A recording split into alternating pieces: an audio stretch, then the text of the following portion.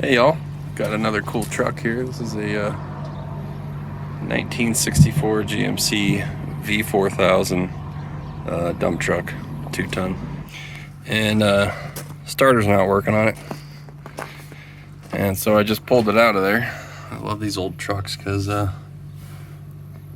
only took about 5 minutes to do it. You can see the gap down in there where I pulled it out. Climb under the truck, plenty of space. 2 end wrenches, about 5 minutes.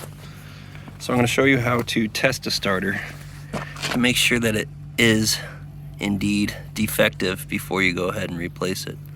So I've got jumper cables on my truck here, red to positive, black to negative. I'm going to ground out this motor right here. Keep a foot on that because these have a lot of torque. This is your positive in right here, and that's your starter relay. So I'm just gonna encompass both of them. And I can see that it's not spinning. It ejects it, which it's supposed to, and then no spin.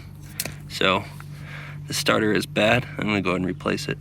But that's a real quick way to test and know if you have a good starter or a bad starter.